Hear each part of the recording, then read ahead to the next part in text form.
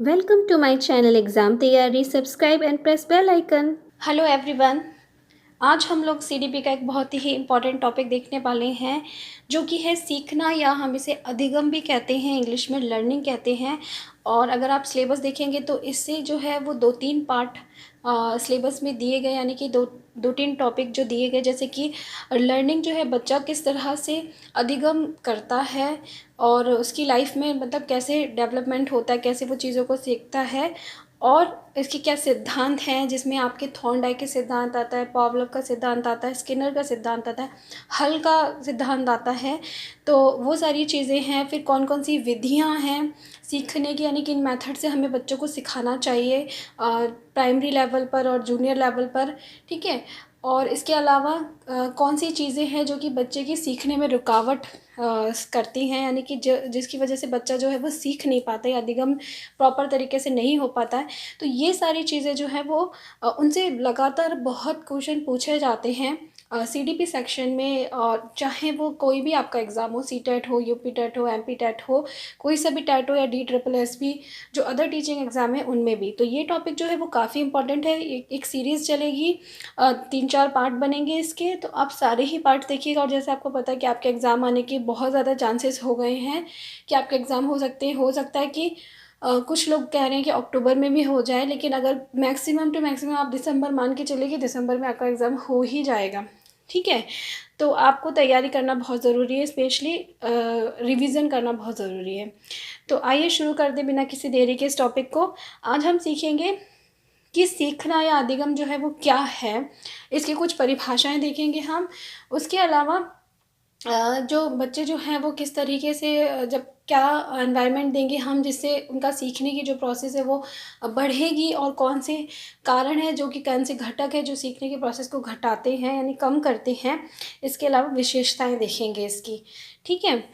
तो सबसे पहले तो सीखना क्या है, तो मनोवैज्ञानिकों ने सीखने को मानसिक प्रक्रिया माना, यानी कि ये क्या है, ये एक मानसिक यानी मेंटल प्रोसेस है। हम कुछ भी जो सीखते हैं उसमें क्या हम अपने बुद्धि का इस्तेमाल करते हैं, बिना बुद्धि के या बिना दिमाग के हम किसी चीज़ को सीख नहीं सकते हैं। सीखने की प्रक्रिया की 2 मुख्य विशेषताएं होती हैं, ठीक है। ये इंपॉर्टेंट है। कौन सी 2 मुख्य विशेषताएं हैं कि सीखना क्या है, निरंतरता है, और दूसरा है सार्वभौमिकता। ये 2 उसकी विशेषताएं। निरंतरता का मतलब क्या, कॉन्टिन्यूअस, यानी हम जो है कॉन्टिन्यूअस सीखते रहते हैं अपनी लाइफ में। जैसे ही हम जन्म लेते हैं, एक बच्चा जन्म लेता है, वो उसी समय से क्या है, सीखना शुरू हो जाता है। और सार्वभौमिक का मतलब क्या है, सर्ववर्त, यानी कि ये प्रक्रिया ऐसा नहीं है कि ह्यूमन लाइफ में ही चलती है, आप जहाँ भी जाएंगे एनिमल्स जो होते हैं वो भी सीखते हैं। यानी कि सीखने की जो प्रक्रिया है वो सब जगह चलती है। आप चाहे कहीं भी चले जाएं और किसी भी उसमें क्षेत्र में चले जाएं, तो आप देखेंगे कि सीखने की जो प्रक्रिया है वो चलती है। नेक्स्ट है कि अतः मानव जीवन भर, यानी कि जन्म से मृत्यु तक सीखता रहता है। तो अगर ये क्वेश्चन आता है कि सीखने की प्रक्रिया जो है वो कब से चलती है, वहाँ पे ऑप्शन है कि मानव जो जन्म से मृत्यु तक सीखता है, या अगर ऐसा है कि निरंतर सीखता है और सीखना जो है वो सार्वभौमिक है। इस तरह के अगर ऑप्शन आपको देखने को मिलते हैं तो आप समझ जाइए कि ये जो है बिल्कुल सही है। तो क्वेश्चन ऐसे बनते हैं इसमें कि इसमें से कौन सा ऑप्शन जो है वो सीखने या अधिगम से रिलेटेड नहीं है, ठीक है, संबंध नहीं रखता है। तो वहाँ पे आपको पॉइंट्स दिए होंगे जिनमें ये सारे विशेषताएं दी होंगी, तो आपको ध्यान रखना है कि ये सब तो अधिगम से रिलेटेड है। अ, दूसरी बात है, इसमें विराम और अस्थिरता की अवस्था कभी नहीं आती है। देखिए कितनी इंपॉर्टेंट बात है, विराम या अस्थिरता। विराम यानी कभी भी ऐसा नहीं होता कि आपका सीखना जो है वो रुक जाए, ठीक है, पूरी तरह से बंद हो जाए या अस्थिर हो जाए, ठीक है। बस इसकी गति कभी तीव्र या कभी मंद हो सकती है, ठीक है। तो ये बहुत इंपॉर्टेंट बात है कि ऐसा नहीं है कि सीखना जो है वो कभी भी बंद हो सकता है, कभी भी नहीं। हम जीवन भर सीखते हैं, बस ये होता है गति कभी कम ज़्यादा होती है। यानी कभी तो हम जब हम बहुत ज़्यादा मोटिवेटेड होते हैं किसी चीज़ के लिए, कोई हमारा बहुत बड़ा उद्देश्य होता है, तब हम क्या होते हैं, हमारे सीखने की गति जो होती है वो तीव्र होती है। लेकिन जब हमारे पास कोई उद्देश्य नहीं है तो उस समय ऐसा नहीं कि हम कुछ सीखते नहीं, हम जो भी कुछ देखते हैं हमारे सामने प्रत्यक्ष रूप में जो भी होता है, मान लिया कि हम अगर नेट पे ही सर्फिंग कर रहे हैं या एक सोसाइटी में किसी से मिल रहे जुल रहे, तो हम हमेशा कुछ ना कुछ तो सीखते हैं। हम किसी व्यक्ति से मिलते हैं तो हमें कुछ उससे सीखने को मिलता ही है, ठीक है। तो सीखने की जो अवस्था है उसमें कभी विराम अवस्था जो है वो नहीं आती, बस ये हो सकता है उसकी गति कम ज़्यादा हो सकती है। इसके फलस्वरूप मानव अपने व्यवहार में परिवर्तन करता हुआ जीवन में आगे बढ़ता जाता है। यानी कि जो सीखना है यानी अधिगम है, उसके द्वारा क्या होता है, मानव में परिवर्तन होता है, उसके व्यवहार में परिवर्तन होता है। यानी अगर हम कह सकें एक डिफरेंट वे में कि उसके अंदर एक डेवलपमेंट होता है। और इसी को वुडवर्थ ने क्या कहा है कि सीखना विकास की प्रक्रिया है। Learning is a process of development. ये सिंपल सी एक डेफिनेशन है जो वुडवर्थ ने दी है, आपको याद कर लीजिए, क्योंकि कई बार सीटेट में जनरली कोई परिभाषा नहीं पूछी जाती, यूपी टेट में पूछी जाती है, लेकिन कभी कभी आ जाता है कि ये बात जो है वो किन उन्होंने कहा है, स्पेशली जो भी हमारे सिद्धांत हैं उनसे रिलेटेड। ठीक है, तो सिंपल सी लाइन है, आप याद कर लीजिएगा। नेक्स्ट है स्किनर ने क्या कहा है इसके लिए, सीखना व्यवहार में उत्तरोत्तर सामंजस्य की प्रक्रिया है। यानी learning is a process of progressive behaviour adaptation. यानी स्किनर जो है उन्होंने मेनली बिहेवियर पर यानी बिहेवियरिज्म पर जोर दिया था। तो उनका कहना है कि सीखने से क्या होता है, बच्चे के अंदर या जो भी व्यक्ति है उसके व्यवहार में परिवर्तन आता है और वो अडेप्टेड होता है उस व्यवहार के प्रति। ठीक है, थॉर्नडाइक ने क्या कहा है, थॉर्नडाइक जी ने कहा है उपर्युक्त अनुक्रिया के चयन तथा उसे उत्तेजना से जोड़ने को अधिगम कहते हैं। यानी learning is a selecting the appropriate response and connecting it with the stimulus.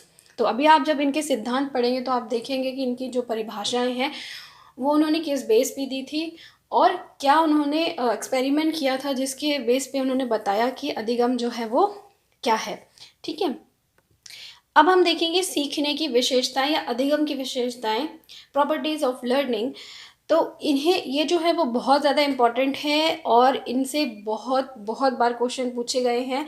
कभी भी क्वेश्चन जो है वो डायरेक्ट नहीं आता है, ऐसा नहीं पूछा जाएगा इसमें से कि ये क्या है। आपसे ऐसे भी पूछ सकते हैं कि इसमें से कौन सी अधिगम की विशेषताएं, 4 ऑप्शन दे दिए जाएंगे आपको, या फिर इनडायरेक्टली भी क्वेश्चन इनसे पूछे जा सकते हैं। तो कौन कौन सी विशेषताएं, सबसे पहला तो यही है कि सीखना क्या है, संपूर्ण जीवन चलता है। यानी ये एक सतत प्रक्रिया है, कंटिन्यूअस प्रोसेस है जो हमेशा चलती रहती है जन्म से मृत्यु तक। दूसरी विशेषता है सीखना परिवर्तन है। ठीक है, व्यक्ति अपने या दूसरों के अनुभवों से सीखकर अपने व्यवहार, विचारों, इच्छाओं, भावनाओं आदि में परिवर्तन करता है। यानी सीखने से क्या है, हमारे अंदर एक चेंज आता है। तो सीखना क्या है, परिवर्तन है। चाहे हमारे विचारों में बदलाव आए, चाहे हमारे व्यवहार में बदलाव आए, इच्छाओं में भी बदलाव आ सकता है, भावनाओं में भी बदलाव आ सकता है। भावना में जैसे कि मान लिया कि आप जो हो सकते हैं बहुत ही गुस्सैल प्रवृत्ति के हो सकते हैं, लेकिन अगर आप किसी अच्छे व्यक्ति के संपर्क में आते हैं और आप उसके साथ ही रहते हैं तो धीरे धीरे आप खुद, और वो बहुत शांत प्रवृत्ति का व्यक्ति है, तो आप धीरे धीरे खुद से देखेंगे कि आपके खुद के स्वयं के व्यवहार में काफ़ी चेंज आएगा। क्यों, कैसे, क्योंकि आपने उस व्यक्ति से बहुत कुछ सीखा है। तो सीखना क्या है, परिवर्तन है। नेक्स्ट है सीखना सार्वभौमिक है, यानी यूनिवर्सल है। सभी जगह जो है सीखने की प्रक्रिया चलती रहती है। आप कहीं भी जाए, किसी भी दिशा में जाए, तो सीखना वहाँ पे होता ही रहता है। नेक्स्ट है सीखना अनुकूलन है, यानी अडेप्टेशन है। सीख कर ही व्यक्ति नई परिस्थितियों में अपना अनुकूलन कर सकता है। जैसे कि अगर आप किसी गर्म देश में रहते हैं और अचानक से आपका ट्रांसफ़र किसी ठंडी जगह पे हो जाए, तो आप वहाँ पे क्या करेंगे, वहाँ पे रहने के लिए, अपने आप को अडेप्ट करने के लिए चीज़ों को सीखेंगे कि किस तरह से मुझे रहना है, कैसे कपड़े पहनने हैं, है ना, कैसा खान पान करना है। तो वो सब क्या चीज़ें आप सीखेंगे। तो सीखना क्या है, अनुकूलन है। नेक्स्ट है सीखना विवेकपूर्ण है। Learning is intelligent. विवेकपूर्ण यानी कि आपके पास अगर बुद्धि है तभी क्या है, आप सीख सकते हैं। तो उसी बात को शीघ्रता और सरलता से सीखा जा सकता है जिसमें बुद्धि या विवेक का प्रयोग किया जाता है। अगर आप बुद्धि का इस्तेमाल नहीं करते, जैसे कि मान लिया मैं आपको यहाँ पे पढ़ा रही हूँ, सामने वाला कोई है, उसे उसका मन ही नहीं लग रहा, वो अपना दिमाग इस्तेमाल ही नहीं कर रहा, तो क्या जो मैं सिखा रही हूँ वो सीख जाएंगे? नहीं सीखेंगे। तो सीखना क्या है, विवेकपूर्ण है। हमें अपनी बुद्धि का, अपने विवेक का, इंटेलिजेंस का यूज़ करना ही पड़ता है, और अगर हमने उसका इस्तेमाल किया है तो हमने कोई चीज़ सीखी है। नेक्स्ट है सीखना उद्देश्यपूर्ण है, यानी कि हम कोई चीज़ सीखते हैं तभी हम सीखते हैं जब हमारा कुछ उद्देश्य होता है, और जब हम कुछ सीखते हैं तो हमें क्या है, कुछ प्राप्त होता ही है। ठीक है, तो उद्देश्य जितना ही अधिक प्रबल होता है, सीखने की प्रक्रिया उतनी ही तीव्र होती है। नेक्स्ट है सीखना अनुभवों का संगठन है, ये नए एवं पुराने अनुभवों का संगठन है। यानी कि जब आप कुछ चीज़ें सीखते हैं, एक्सपीरियंस करते हैं, तो क्या है, आप कोई चीज़ अपनी लाइफ में एक्सपीरियंस किया तो उससे हम क्या करते हैं, सीखते हैं। जैसे कहते नहीं है कि एक्सपीरियंस से हम बहुत कुछ सीखते हैं। तो सीखना क्या है, अनुभव है और अनुभवों का संगठन है। नेक्स्ट है सीखना सक्रिय है। सक्रिय कैसे है कि अगर आप एक्टिव हैं तभी आप कुछ सीखेंगे। अगर आप इनएक्टिव हैं या आप कह सकते हैं कि आप निष्क्रिय हैं, आपका मन ही नहीं लग रहा, तो क्या आप उस किसी भी चीज़ को सीख पाएंगे जिसको जो आपके सामने हो रही है, नहीं सीख पाएंगे। तो सीखना क्या है, आपका एक सक्रिय प्रक्रिया है। नेक्स्ट है सीखना व्यक्तिगत व सामाजिक दोनों है। ये बहुत इंपॉर्टेंट है। अगर ये ऑप्शन आता है, ठीक है, कि सीखने की विशेषता इनमें से क्या है, कि सीखना व्यक्तिगत और सामाजिक है, तो हो सकता है बहुत से बच्चे कंफ्यूज हो जाएंगे कि ये ऑप्शन है सही कि नहीं। ठीक है, तो ये इंपॉर्टेंट है कि हाँ, सीखना जो है वो व्यक्तिगत भी और सामाजिक भी है। कैसे, क्योंकि व्यक्तिगत रूप से भी हम सीखते हैं, इंडिविजुअली हम सीखते हैं कि हाँ, हमें जो भी चीज़ें सीखनी है, लेकिन हम अपने एक समाज में रहते हैं, वहाँ से भी हम बहुत कुछ सीखते हैं। तो सीखना व्यक्तिगत भी है और सामाजिक भी है। और लास्ट है सीखना खोज करना है। खोज करना यानी कि जब हम कोई सी चीज़ को खोजते हैं तो हम बहुत सारी चीज़ें सीखते हैं, और कुछ हमें सीखना होता है तो भी हम क्या है, किसी चीज़ की खोज करते हैं। तो सीखना क्या है, एक खोज करना भी है। तो ये सारी विशेषताएं हैं जो हैं वो आपको एक एक सिंपल सी पॉइंट है जिनको मैंने अंडरलाइन किया, बस इतना याद रख लीजिएगा, क्योंकि अगर आपको इतना याद है तो कहीं से भी ऑप्शन आ जाएंगे, आप उसको सही से कर ही लेंगे। नेक्स्ट है प्रभावशाली अधिगम के अवरोधक। यानी कि कौन सी चीज़ें हैं जो एक प्रभावशाली अधिगम प्रक्रिया यानी सीखने की जो प्रक्रिया होती है उसमें अवरोध उत्पन्न कर सकते हैं। यानी जैसे आप बच्चे, आपकी क्लास में बच्चे, आप देखेंगे ये बच्चा जो है वो किसी भी चीज़ को सीख नहीं पा रहा, तो उसके क्या क्या कारण हो सकते हैं। ठीक है, तो पहला है प्रेरणा का अभाव, यानी मोटिवेशन नहीं है। हो सकता है उस बच्चे के सामने कोई, किसी ने उसको मोटिवेट ही नहीं किया, जो चीज़ें सामने चल रही है उसमें उसका इंटरेस्ट ही नहीं है। तो हम कैसे, अगर हम मोटिवेट करेंगे तो वो सीखेगा, लेकिन अगर मोटिवेशन की कमी है तो अधिगम की जो प्रक्रिया है वो कैसी होगी, प्रभावशाली होगी, अवरोध उत्पन्न होगा उसमें। सेकेंड पॉइंट है सीखने की परिस्थिति, यानी कौन सी कंडीशन है सीखने की, वो भी डिपेंड करती है। अगर मान लिया मुझे आपको अभी ज़रूरत है सीटेट निकालने की, तो आप ये सब पढ़ रहे हो, आपका मन लग रहा है इसको सीखने में, लेकिन अगर आप इससे रिलेटेड कोई काम ही नहीं कर रहे तो आपको क्या है, मन ही नहीं लगेगा पढ़ने में, या मन ही नहीं लगेगा इस चीज़ को सीखने में। तो परिस्थिति जो है वो भी इम्पोर्टेंस रखती है सीखने में। परिस्थिति यानी आपको वो एनवायरनमेंट या वो कंडीशन उत्पन्न करनी पड़ेगी ताकि बच्चा जो है वो सीखने की प्रोसेस में शामिल हो सके। नेक्स्ट है उद्देश्यहीनता, यानी कि अगर सीखने की जो प्रक्रिया है उसका कोई उद्देश्य ही नहीं है, मोटिवलेस है, तो आप उस चीज़ को नहीं सीखोगे, है ना। नेक्स्ट है शिक्षक की अदूरदर्शिता, यानी अगर शिक्षक दूर तक नहीं देख पा रहा है या समझा नहीं पा रहा है बच्चों को कि आप जो भी सीखने वाले हो वो कितना ज़्यादा उपयोगी होने वाला है, ये सब चीज़ें नहीं कर पा रहा है वो, ठीक है, तो भी सीखने की जो प्रक्रिया है वो प्रभावशाली होगी, यानी कि उस पर प्रभाव पड़ेगा और अवरोध उत्पन्न होगा। नेक्स्ट है परिणाम से परिचय कराना। बहुत ज़रूरी है कि जो भी हम सीख रहे हैं या सिखा रहे हैं उसकी परिणाम क्या है, उनका परिचय कराना। अगर हम परिणामों का परिचय नहीं कराते तो भी अवरोध उत्पन्न होता है सीखने की प्रक्रिया में। यानी अगर मान लिया हम बच्चे को मैथ सिखा रहे हैं और बच्चा को पता ही नहीं है, बच्चा सोचे ये तो मेरे किसी काम का ही नहीं है, मेरे को कहाँ पे यूज़ होने वाला है। जैसे आज भी हम लोग कहते हैं कि हमने जो साइन थीटा ये सब पढ़ा था मैथ में वो किस यूज़ में है, तो हमें जब कुछ लगता है कि सामने जो हमें सिखाया जा रहा है वो यूज़लेस है तो हमारा उसमें मन नहीं लगेगा। तो बहुत ज़रूरी है परिणाम से परिचय कराना। और लास्ट है जीवन से ना जोड़ना। अगर हम किसी चीज़ को सिखा रहे हैं और वो उसे उसकी डेली लाइफ से या रियल लाइफ से जोड़ा ना जाए तो उसे उद्देश्यहीन लगेगा और सीखने की जो प्रक्रिया है वो कैसी हो जाएगी, मंद हो जाएगी, यानी उस पर प्रभाव पड़ेगा। अब कौन सी चीज़ें हैं जो हम ये जो जैसे गति जो है उसको प्रभाव पड़ रहा है अधिगम की प्रक्रिया पे, तो उसमें हम क्या उपाय कर सकते हैं उनको बढ़ाने के लिए।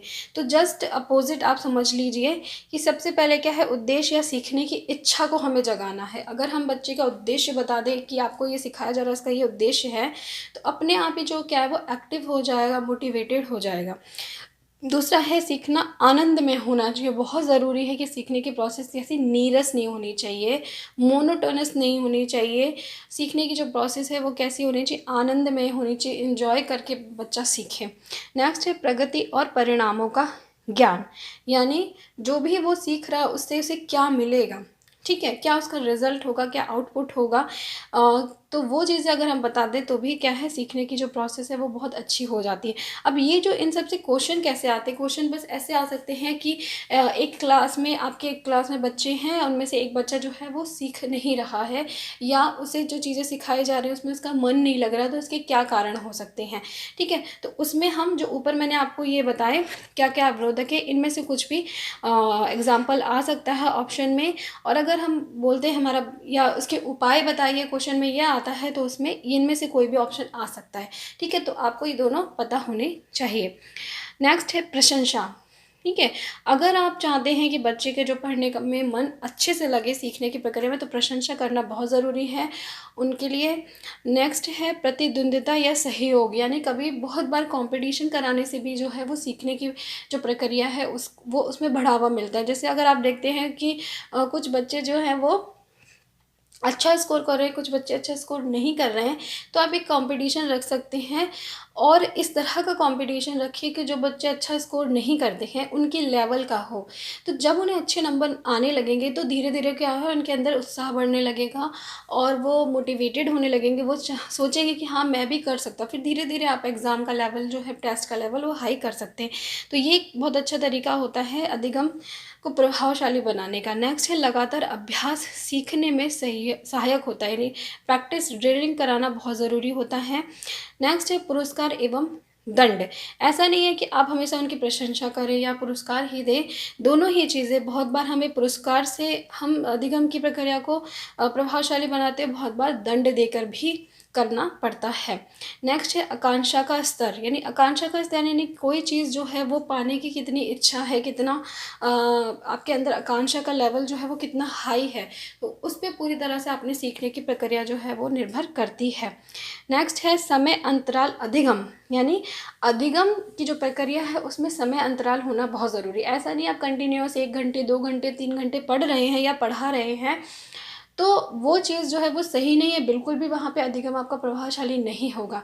अधिगम प्रभावशाली तब होगा जब आप एक अंतराल रखेंगे। जैसे आपने हाफ एन आवर पढ़ाया या 50 मिनट्स पढ़ाया, उसके बाद थोड़ा रेस्ट दीजिए बच्चों को, उसके बाद उसे शुरू कीजिए, ठीक है। तो अंतराल होना भी बहुत ज़रूरी है। नेक्स्ट है सीखने की विधि, कौन सा मेथड आप यूज़ कर रहे हैं। अभी हम मेथड भी देखेंगे सीखने की कि कौन कौन सी विधियाँ जो है वो प्रभावशाली विधियाँ हैं, तो उसमें आप देखेंगे तो आपको ज़्यादा से ज़्यादा क्या है, प्रभावशाली विधियों का ही इस्तेमाल करना है।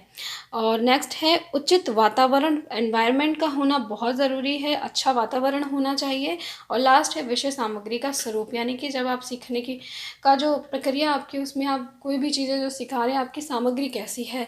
ज़्यादा से ज़्यादा आप दृश्य श्रव्य सामग्री इस्तेमाल कीजिए, ऐसे जहाँ पे बच्चों के ज़्यादा से ज़्यादा सेंसेस यूज़ करें, तो हमारी जो सीखने की प्रक्रिया वो कैसी होगी, ज़्यादा प्रभावशाली होगी, ठीक है। तो ये था कि प्रभावशाली अधिगम के उपाय क्या हैं, प्रभावशाली अधिगम के अवरोधक क्या हैं, अधिगम क्या है, अधिगम की विशेषता क्या है, ये चीज़ें हमने आज देखी। बहुत इंपॉर्टेंट था। आई होप आप लोगों को पॉइंट क्लियर हुए होंगे, और वीडियो को लाइक कीजिएगा अच्छा लगा तो। नेक्स्ट वीडियो में हम थ्योरीज़ देखेंगे, जो कि हम 3 थ्योरीज़ देखेंगे, या मैं हल की थ्योरी को भी ऐड करूँगी, वरना 3 थ्योरी जो कि बहुत इंपॉर्टेंट है, थॉर्नडाइक, पावलोव और स्किनर की। और उन थ्योरीज़ को देखेंगे हम आगे की आने वाले वीडियोस में। तो बने रहिएगा मेरे साथ। मिलती हूँ आपसे नेक्स्ट वीडियो में, तब तक के लिए बाय बाय।